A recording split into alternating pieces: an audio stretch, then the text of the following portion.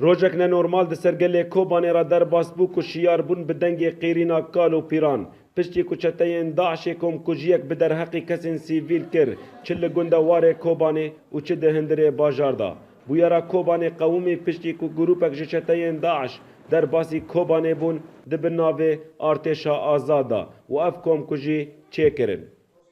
عندك كان زي قيفر هول ما قف بوساك قيفر هول ما كات ما بودي متسأل ذا كان ناس البات بيش وان ذا كان ناس جين قلبه أو دوم ذا كان ناس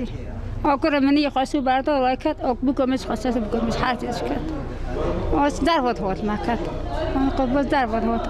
لگوری آگاهی نی فرمی کتانوها دسدو 20 بریندار در باسی باکور کردستان بونه و 40 بریندار دین دن خوشخانه این کوبانه دا درمان دبن جبلی و زیده تری 100 کسی تانوها جیانا خواج دست دایه یه پرد ناواندا زاروک و جنن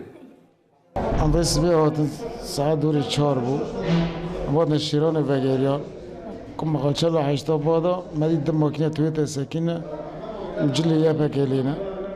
حتی مروان هری مری بریدان ما فکر ما مسخرات کنه او گر به ما رشاندن او از بریم بوم حر نگه خدا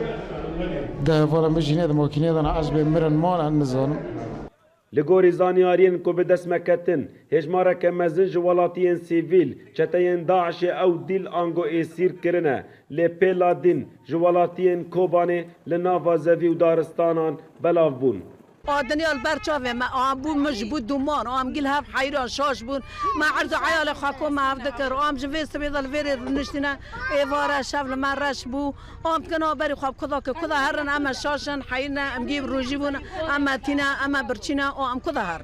لا علیه دن لگندواره کوبانه و لگنده برخباتان چتین داعش کم کوجیک بدر حقی 55 کسین سیویل کر پرانیا هجمارا وان زاروکن اف کوم کوجی پیک هات پشتی کوچتین داعش در باسی و دوره بون د گنده سپت لی اف گندا جارک دن هاته کنترول کرن جارک دن ولاتین کوبانه بون پنابر لی و جاره لسر خاک نیگاریا خوا پشتی کوچتین داعش کم کوجیک بدر حقی کسین سیویل کر هجمارا کسین کشتی تانوها ندیاره جبر کو بویر تانوها بداوی نبویه ولاد بکر اورینت نیوز گندواره کوبانه